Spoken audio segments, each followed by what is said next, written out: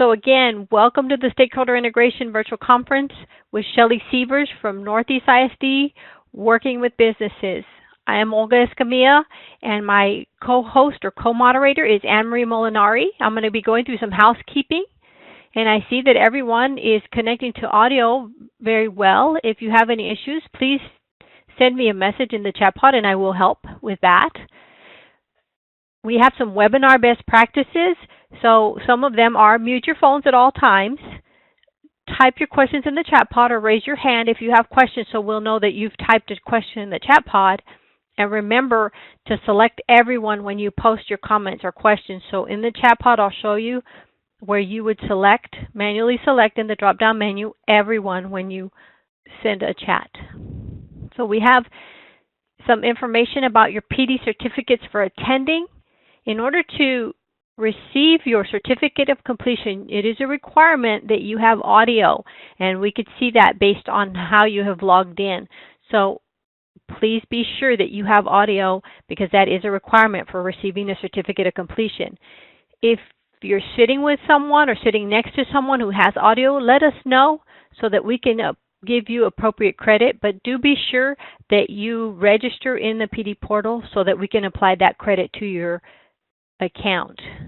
Also, your certificate will be available for download and print within a few days via the P portal, your transcript in the portal.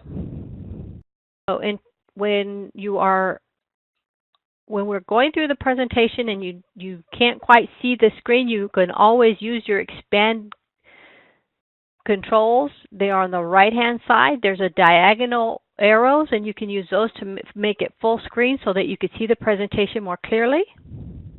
And again, respond to everyone in the chat pod. So you should have two buttons that are blue, your participant, so where you can see everyone that is in the session, and also your chat button. And if you look all the way down to the bottom, you will be able to see send to, and you will need to change that manually to everyone.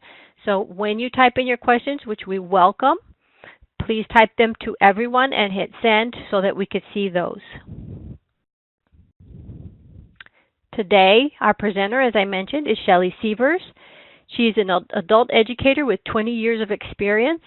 Some of her experience is American Red Cross trainer, U.S. Air Force trainer, and most recently as a member of ESC Region 20 team. She has been with Train PD as a master trainer for MTA, Heart Standardized Training. She's also done many webinars that are wonderful, and they're out there for you to see in the Tech Intel.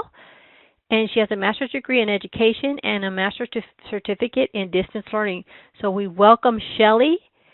We appreciate her coming in to share her expertise about stakeholder integration. And if you have any questions, please type them in the chat pod, and I'll be more than welcome to answer. But if we don't have any questions, I will move right along and have Shelley begin. Welcome, Shelley. Thank you. Thank you, Olga. Good afternoon, everybody. Glad to see so many of you on this afternoon. For those of you who have been participating in the conference series all day, I congratulate you to making it to the last one. I'll try to hold your attention because I know it's getting close to 4:30, and we know that the work bell rings at about 4:30, right?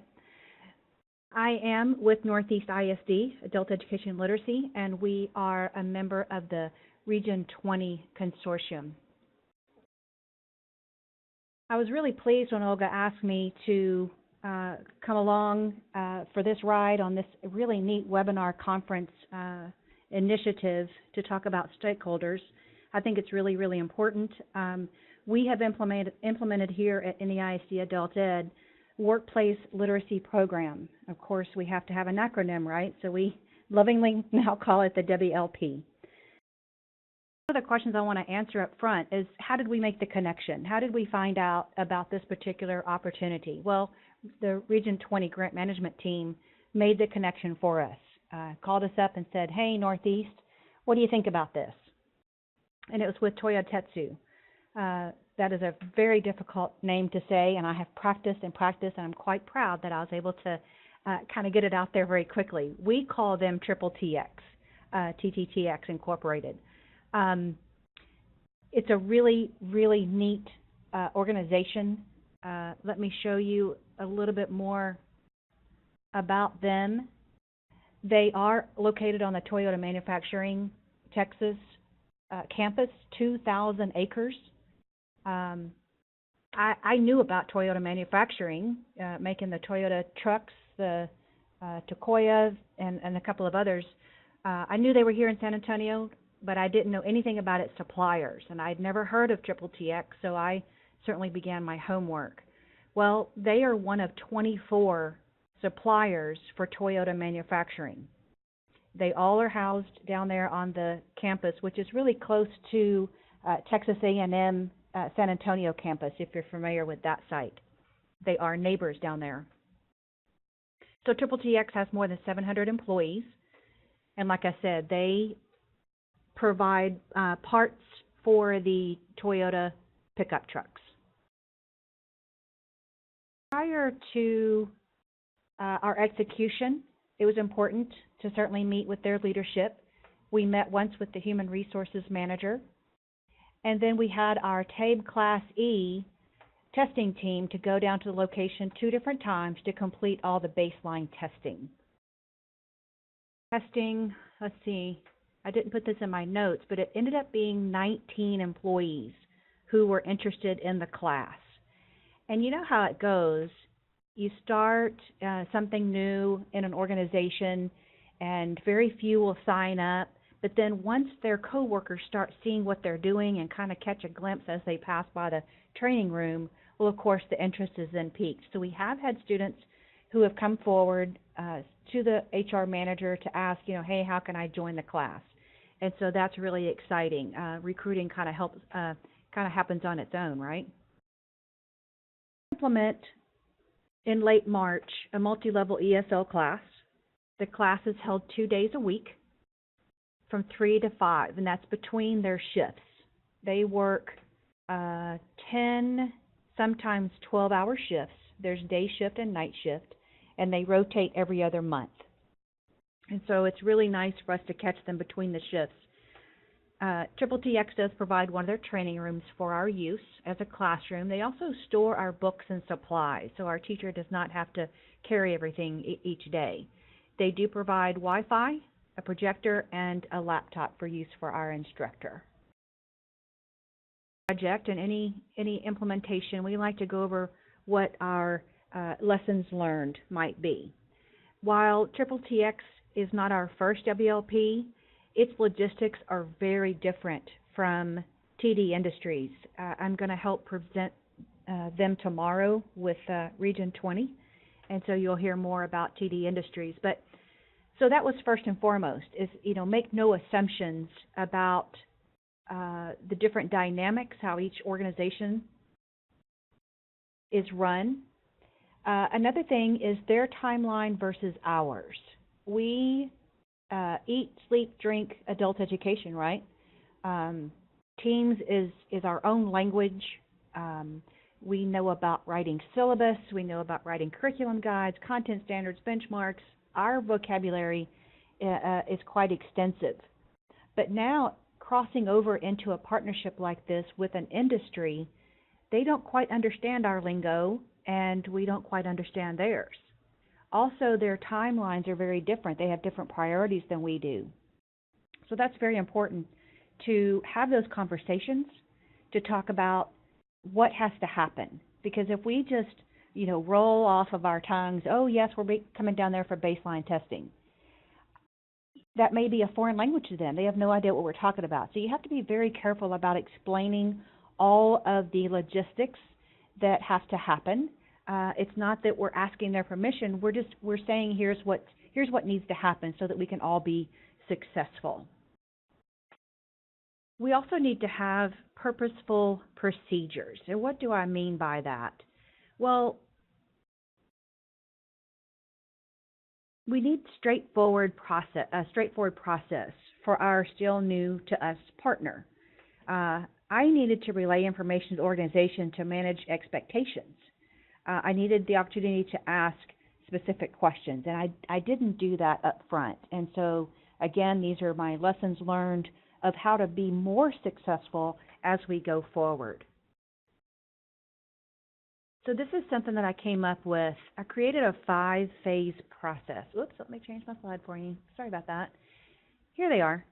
Here are the 5 phases.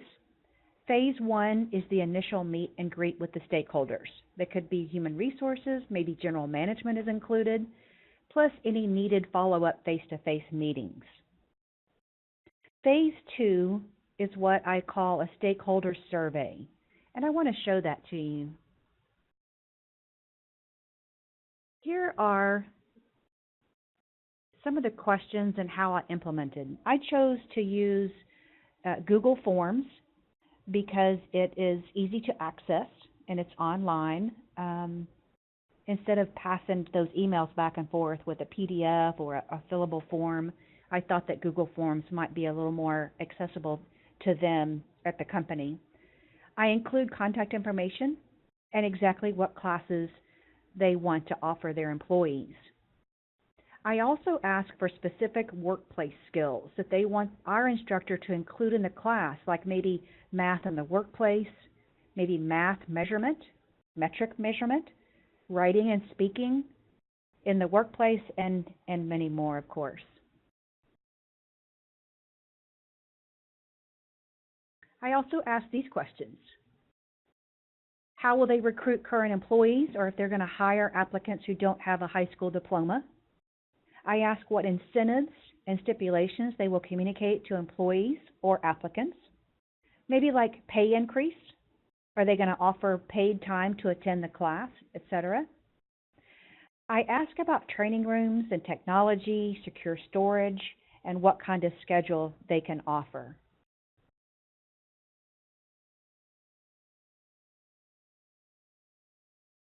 I also included 3 statements like this one. And I think it's important for me to read this, and I want to ask you the question if you agree. Please understand that NAISD Adult Education is grant funded by Texas Workforce Commission, and in order to provide no-cost adult education classes to your company, employees and students must earn the minimum number of education hours provided to you in a separate document. Additionally, employee students must take a progress test at the time those educational hours are completed. Our program can lose funding when students stop coming to class without minimum hours and progress test. Please check the box to acknowledge your understanding. I believe this is a very important aspect of the partnership, explaining and writing what is expected, like I said, to manage expectations. Remember, we are just as new to industry as they are to adult education and literacy. So my lesson here is assume nothing, right? The next one goes like this. Please keep in mind adult education registration paperwork and testing is required for all employees or students. ESL testing can be administered at your site. This testing takes 6 hours. This process can be split into multiple days. Once registration and testing period is complete, employees may not join classes until the next testing period. Please check the box to acknowledge your understanding. Again, this is maybe thought to sort of get into the weeds, but I think it's important for the partner to understand that this is one of the first things that we have to do is to test the student so we can get those baseline scores. Now, we here at NAISD, we offer the TABE Class E in lieu of the Best Plus. So don't make your eyes pop out with that 6 hours. I know that Best Plus takes less time than that. But we do split it up into multiple days. And when I say please check the box to acknowledge your understanding, again, this is an online survey, so there's just one little multiple choice radio button that they can click on. And then last but not least, please understand NAISD requires a projected number of employees or students who will participate in adult education class at your work site. We need 5 business days from notification of total ESL number in order to prepare ESL registration and testing teams to visit your site. Newly hired employees who need HSE must have time before starting work to visit our Ferrari location or Workforce Solutions location to take entrance tests. again, please check the box. So let me open it up to you. I know we're going to get to questions in just a few minutes, but I want to open it up to, I see that Tiffany chimed in, and I'm so grateful that you totally agree. Thank you for sharing that with me, Tiffany. What are some other thoughts that some of you might have after seeing this stakeholder survey? Do you think it's a good idea? Do you think it's, I don't know, what do you think? To the chat pod, and don't forget to send to everyone. Make sure you change that field to everyone. Deb has her husband has one of the Toyota trucks, I guess. Okay. Yes, he does. That's awesome. Built in Texas, made by Texans. There you go. So now you can go back and tell him. It was built in San Antonio. Yes, built in San Antonio, and who knows, maybe our partner provided some of those parts. Exactly. Mm-hmm. Full circle. And you can tell him what stamping is. I'm going to tell you what that is here in a few minutes. Okay. Anybody else have any comments or, okay, I think the survey's great. Do you ever wonder, though, if they just click on the check mark to move forward? Well, yes, that's a very good point. You know how we get inundated with surveys. So yes, there is that risk, but I think it is a calculated risk that we have to take. Because if I read these statements to them or put it into an email, it would sort of float by them just the same. So I just have to take that risk, I guess, of, you know, maybe they don't read it fully, that they're just clicking the boxes. Tiffany says this, sometimes the students don't realize they can cause negative effects for our programs. We share that info during orientation and explain exactly how their hours and tests affect our local program. Oh, absolutely, absolutely. And that's an important point that you make, Tiffany, is that we do explain our programs and how we're funded and how they can affect our programs directly to the students during their orientation. But I think it's important for that partner, the stakeholder themselves, to understand. Here's a question. Are they able to receive a copy of the form that they complete? Yes, absolutely. I can, once the survey is complete, then I can produce that in a PDF and I can send that to them. Mm-hmm. And Larry says this, the Google form saves time and money and it keeps misunderstanding to a minimum. Yeah, absolutely. And knowing and trying to understand the requirements up front is very important. I absolutely agree. Okay, excellent. So I wanted to share this with you, that I am very happy. We are very happy to share always. That's what adult education literacy folks are all about, right? We share what we have. And so the PDF version of the stakeholder survey that I have referenced is going to be made available to you in the community of practice. Do you want to speak to that any more, Anne-Marie or Olga? Any other comments about? I did share, Shelley. Thank you for reminding us of that. But we will be sharing the form in the community of practice. So in case you're interested in utilizing some of the information that Shelley has on her form, you know, we're always, like Shelley said, we're always willing to share, so that will be available in the community of practice. Mm-hmm. Olga, Thank you. Olga, Yes? Can we clarify which community of practice that will be in, or will it be in more than one? Is there a specific community of practice for stakeholder integration, so everybody's clear which one will it be in? It should be in the stakeholder integration, or maybe even the administrative one. What I'll do is I can send out an email to everyone once we determine, because it could be in the career pathways also. So once I determine that, I'll send an email out to everyone that's registered and that receives credit for attending where that's going to be housed. Thank you. Mm-hmm. Good. Thank you both very much. So I want to return to the 5-step process here. We made it through phase 2. We were talking about the stakeholder survey. So now I want to just mention, Phase 3 is the Memorandum of Understanding, what we know as the MOU. And of course, this document incorporates the information that we've gathered from the survey. It's a living document, is what we like to say, meaning it can be tweaked by either the AEL program or the stakeholder or both. It's a very, very valuable communication tool. Of course, we don't like to just rely on emails and phone calls and meeting notes. So then we get into Phase 4, which is recruiting. Recall there is a recruiting question on the survey. Is the stakeholder solely responsible for recruiting, or is there a workforce solutions partner? Something very important for you to consider. And then finally, of course, Phase 5 is implementation and maintenance. We don't just start classes and forget about them, right? We check in with our instructor very frequently. We certainly keep a close tab on retention and hours and all those good things that we can look up in Teams. So I know it's really quick going now to the question. Pause here. I always like to include these in my presentations. It does give a chance for you all to consider what has been presented so far.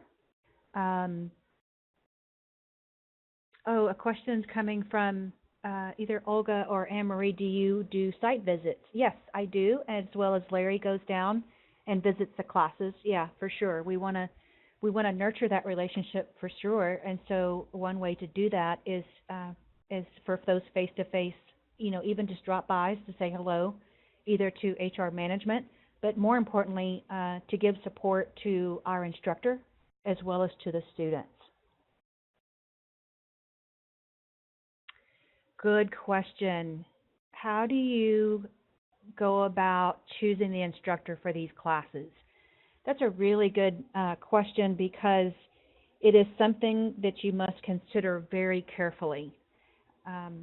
Now that we have quite a few of these programs in place, I can tell you with 100% certainty that not all AEL instructors are cut out to do a workplace site.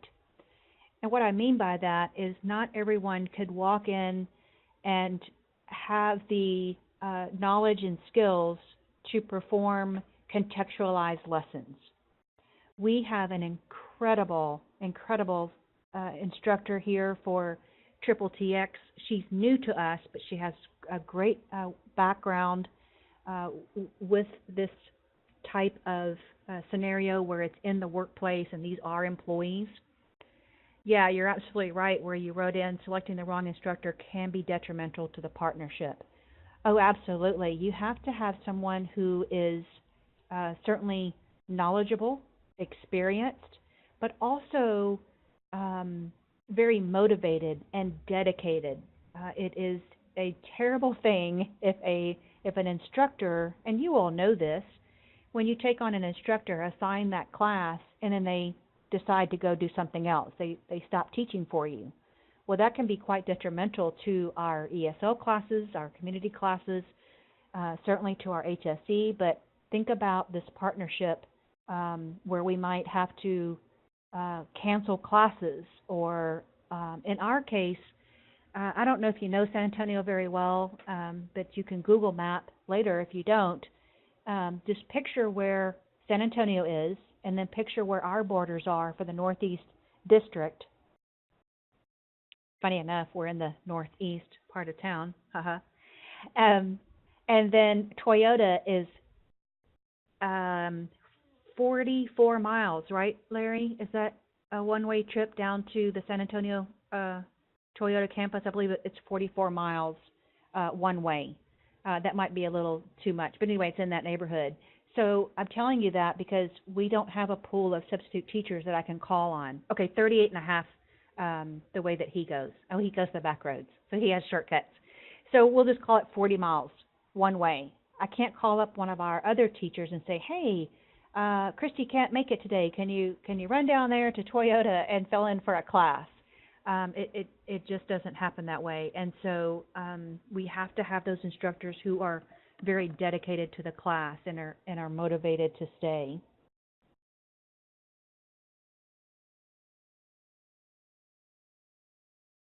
Any other questions? These are good ones. I appreciate your participation. It always makes these sessions really lively and fun for me when I get questions or concerns. Anybody else?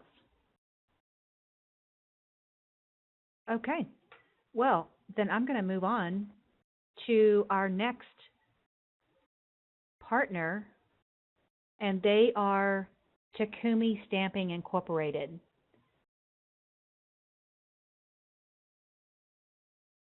Workforce Solutions, as I mentioned earlier, is an incredible piece to this partnership. Our grant management team worked closely with Workforce Solutions.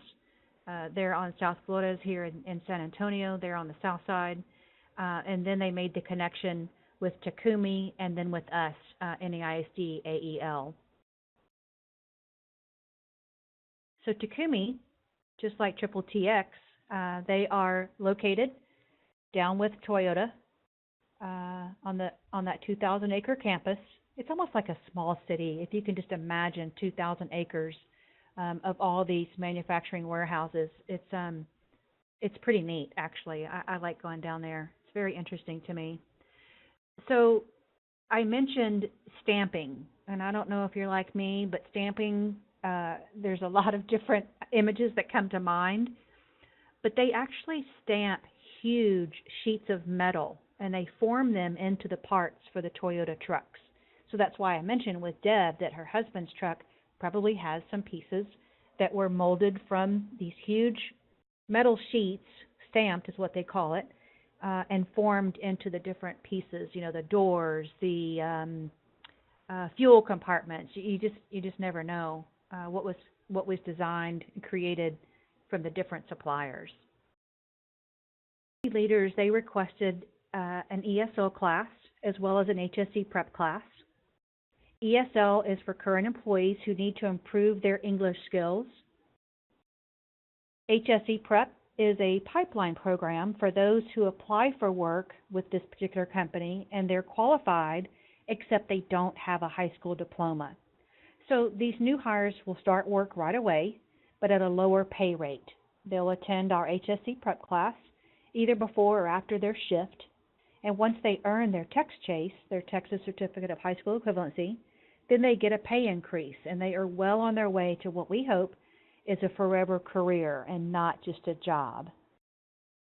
We had multiple meetings with their leadership, their general manager and their HR manager, and we also participated in 3 Workforce Solutions Takumi hiring events. Those were very interesting for me to kind of see how Workforce operates, but also to be on hand to answer questions for those applicants who had an interest in going to work for Takumi. But when the recruiter asked the question, do you have a high school diploma? If the answer was with no, then he pointed right to me and said, you might want to speak to Miss Severs. She's from the school. So we have about, currently we have 6 students who are on our list who have gone to work for Takumi, and they are in our pipeline program. Earlier, and this is a really key feature of our workplace partnerships, and that is that our instructors contextualize the lessons to the industry. Maybe it's crane operation, maybe it's sorting or welding or whatever their task might be. Instructors ask for company-provided employee manuals to use in the class, like their orientation manual, maybe their HR benefits manuals, safety manuals, that's a good one. We use this same model for Takumi, but here we add in math in the workplace because we have HSE students. We also added in measurement, workplace writing, workplace speaking, problem solving, self-management, and others. And again, that's in the HSE class. So if you can just imagine, and those of you who have taken the really good contextualized lesson planning PD portal offering, it's really good. I enjoyed that training very much, and it helped me really kind of get an idea of what's required for these partnerships. And so you understand better that instead of teaching fractions using the old pepperoni pizza, well, maybe you use something that is more appropriate for that workplace. Like I mentioned, sorting. They have to sort so many different pieces before, as they go down the assembly line. And so they could, come up with scenarios where they're using that for their fractions or division or whatever it might be. Because in theory, it sounds like it might be easy to contextualize the lessons, but once you get into it, you know that it can be challenging. So we are very appreciative to have Train PD, the PD portal, as a great resource and a supplement to our learning as administrators and teachers. So a shout out to my friends over there. Okay. I think there's a question. Maybe I shouldn't leave the slide just yet. Give me a sec. Did you mention the way you came about having a classroom for the students or setting up the physical at the workplace? Oh, okay, good question. At Takumi, they do have training rooms for us to use as classrooms. They did offer for us to use the cafeteria, which sounds like a good idea, even when they tell us that hardly anybody's in the cafeteria during those times. But that turned out to be not such a great idea because there are a lot of people in the cafeteria between shifts. They're either getting off work and they're stopping off to get a little something to eat or grab some water before they head home, or certainly those that are coming in for the evening night shift, then they're eating their dinner or breakfast or whatever they call that before they start work. And so it is important to have a site visit, to have a look around the facilities to make sure that what classrooms or what we will use as classrooms are conducive to the learning environment. And so the physical classroom in the workplace is a very important first meeting, second meeting conversation. So right now at Triple TX as well as Takumi, they do have training rooms set aside for us.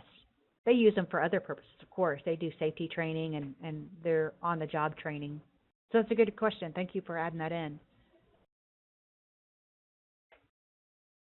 So let's talk about our retention rates. And because these two are very new to us, it is too early to analyze. And I'm speaking to Triple TX as well as Takumi. We are so new, just weeks into this this new partnership, that I can't really speak to retention rates just yet. But what are the incentives? Well, the ESL employees, they become more successful in working groups, and they have the possibility of promotion with their increased English skills. The HSD employees, well, there's that pay increase that we talked about earlier. They do start at a lower rate and get bumped up once they get their high school equivalency. And again, they have the possibility of promotion. Back at that question mark, what questions do you have for me? This question: how many of you are considering or you're just starting your own workplace literacy program? You can type in the chat pod, or you can raise your hand, your virtual hand. Deb is instructing you to raise your virtual hand. Just click on that little hand that's out beside your name. I'm just curious to know, I mean, this is a quaint group that we have here. I'm grateful for you all. Oh, hi, Krista. I see your name now. How many of you are considering or have already started? Okay, how about this? How many of you are too scared? Oh, good. Sharon, you raised your hand that you have. How many of you are too scared to start this? You don't really know where to start. Anybody like that in this group? Be brave and raise your hand. If you had asked me that question exactly a year ago, I probably would not have raised my hand because I didn't even know enough to know that I was scared. Does that make sense? This time last year, I really knew next to nothing about workplace literacy programs and what what a great opportunity that is. If you had asked me a little bit later, what do you think now? I probably would have said, during the summer time frame, I would have said, oh gosh, it sounds too scary. I wouldn't know where to start. But you know how we are in adult education. We just roll up our sleeves. We ask friends. We network, ask questions, ask for different scenarios. And I think that's the beauty of this particular conference. And I'm really grateful. Sounds like I'm really brown-nosing with those ladies over there at Train PD, but I'm not. They are very good buddies of mine. And I'm just really grateful that they offer a webinar like this so that we can share information. We can learn what opportunities might be out there. We can know who to reach out to, our grant management team, our workforce solution partners, because this opportunity to go into the work sites is really valuable. Think about these workers. Think about your students who start class with you, and they come for a few weeks, and then they stop coming. And you call them, and you text them, and you send them emails. Hey, what's going on? Why aren't you at class? Oh, I started a new job. Well, how about if we go to the job? We go to the job site. So I think that's what's really, really keen about this idea, about this great benefit, not only to the employees, but certainly to the stakeholders. Like I said, it's, what's in it for them? Again, more skilled employees, more dedicated, because we're looking for our community members to become career-oriented, not just job hoppers, right? We want them to stay with those organizations and make their way up the ranks to get those promotions, to get paid higher salaries for their skills and expertise. And so Olga asked this question. You talked about workforce solutions. Can you talk about your relationship with Workforce and how they came about referring your program to Toyota? That's a great question. Absolutely. We've worked a little bit with the different workforce solutions. A couple come to mind here at Alamo. Right here on Walzem, we actually offer an HSE class. So we've been in partnership with them for, a number of years.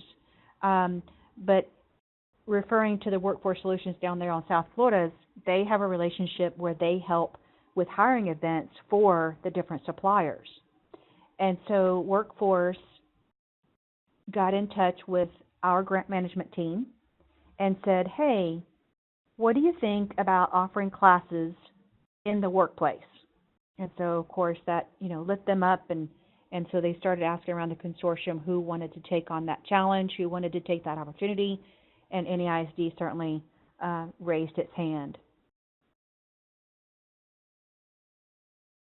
Chikumi is actually expanding its operation. They are opening a second site, which will be closer to Midtown San Antonio within the next year. And so they're looking to perhaps double their employee force. And so they want to have more incentives for new hires.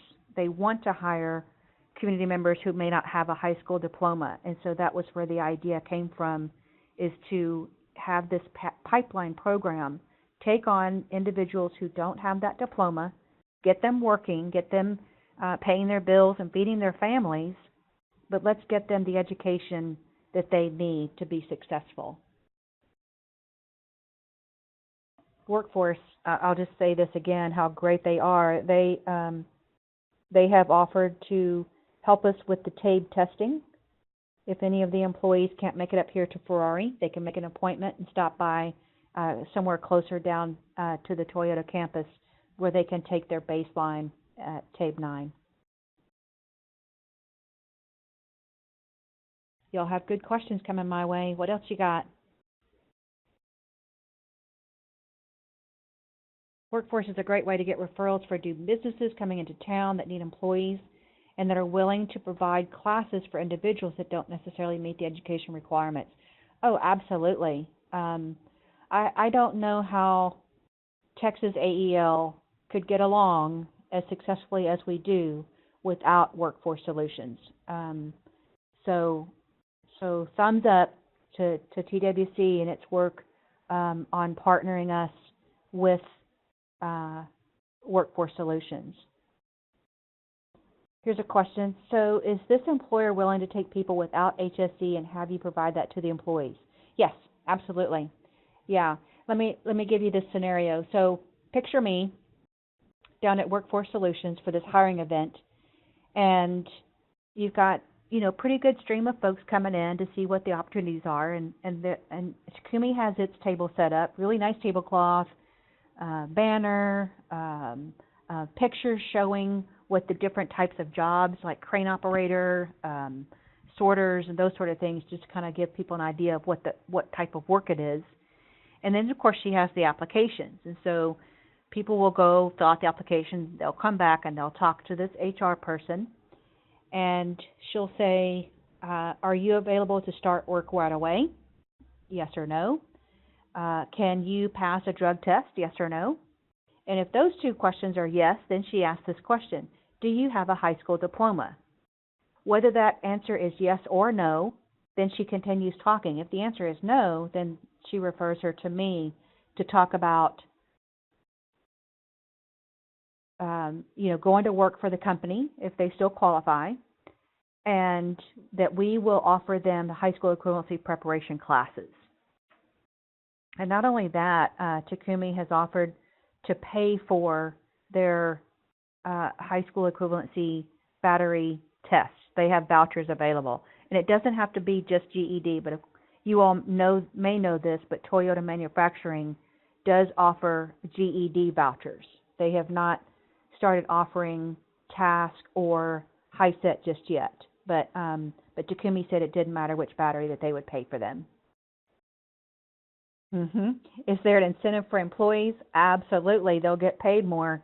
They start at, if they have a high school diploma, no experience, they start at $10.50 an hour. Okay? If they don't have a high school diploma, they'll start them at $9.50. So I think it's maybe $9. I think it's $9 they start. And once they get their high school equivalency, their text chase, then their pay increases. And the answer to, do employees get paid to attend class? Yes, they do. Yes, they do. They clock in. Again, it's between shifts, but they clock in, they go to class, finish class after 2 hours, and then they start their shift.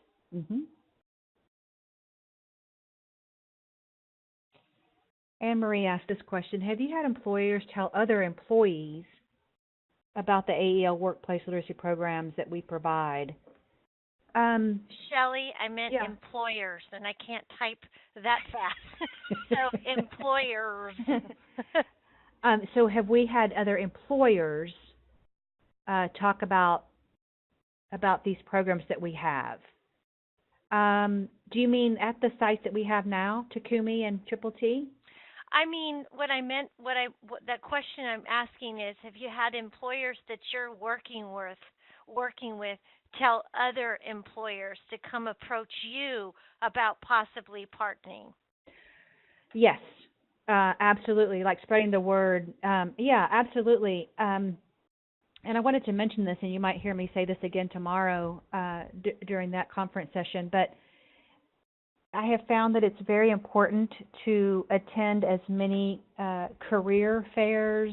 NEISD had a career expo last week, and I attended during that really neat opportunity. It's really for the high school students to talk to different organizations, different industries besides college.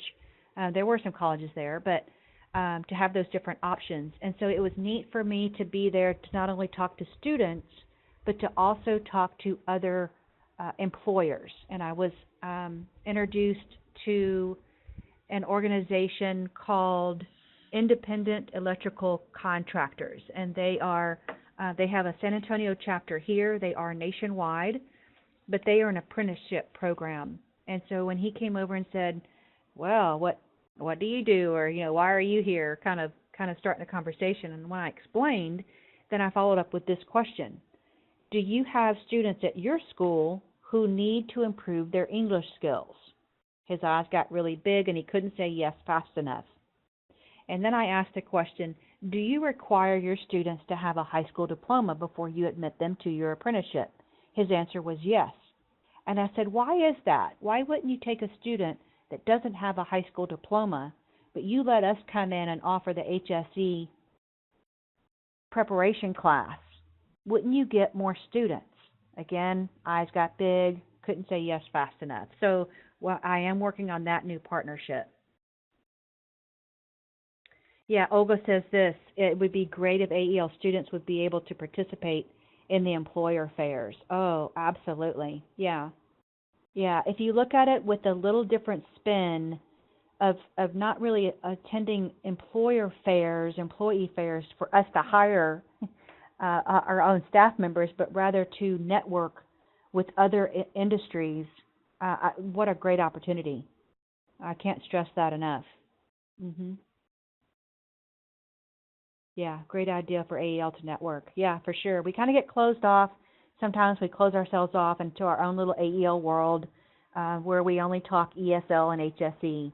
But now we're broadening our horizons, as they say, and we're really getting into the IETs. That's fairly new to us at NEISD, but I know it's probably, old hand for a lot of you, especially up at Dallas ISD, or if somebody's here from Victoria College, different areas like that where you might have been doing IETs for a long while, but it is new to us, as well as workplace literacy. And so if you're feeling like, oh, I don't know if I can do that, well, yes, you can. You absolutely can.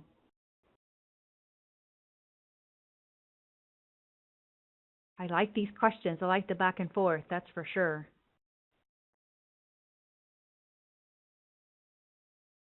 I know it's not quite time, but I'm showing 4:21, and I'm going to be turning it back over to Olga for final wrap up for her. But I want to leave you with this, my final thoughts, and that is, I mentioned this earlier, but this time last year I barely knew what workplace literacy was, much less how to start our own program. And there are so many people and resources available to you, so don't hesitate to reach out.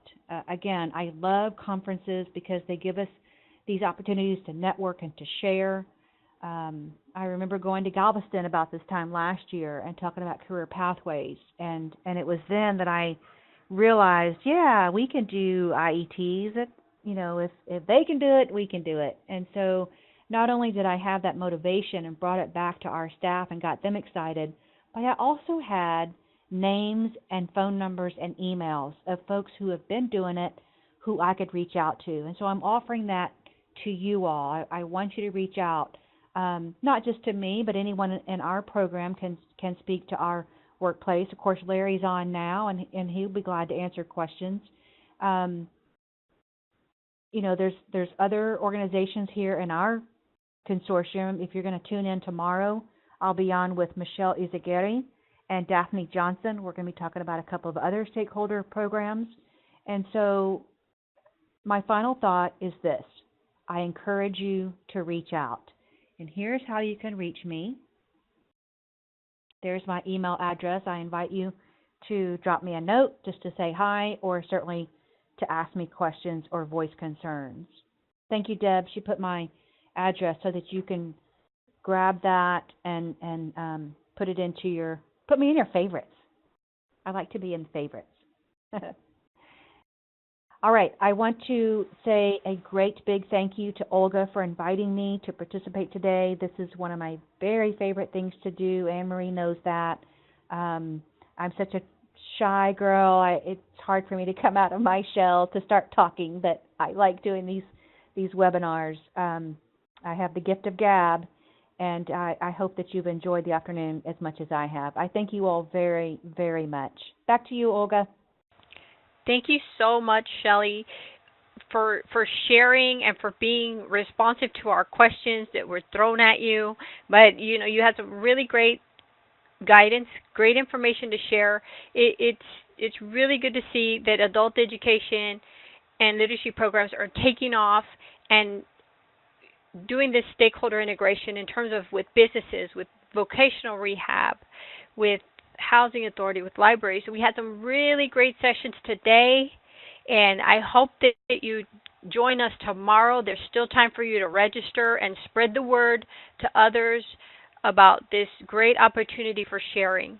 So yes, as Deb said, please come back tomorrow because we have some more individuals from throughout the state that are willing to share and ready to provide you with more information about how you can get this going, because I do believe that this is a requirement for our grants, and it's something that we're going to continue. It's not going to stop. So it's great that we're sharing. Thank you so much, Shelley. You provided some really great insight, some great information, and we look forward to seeing everybody back again tomorrow. And thank you all. Have a great evening.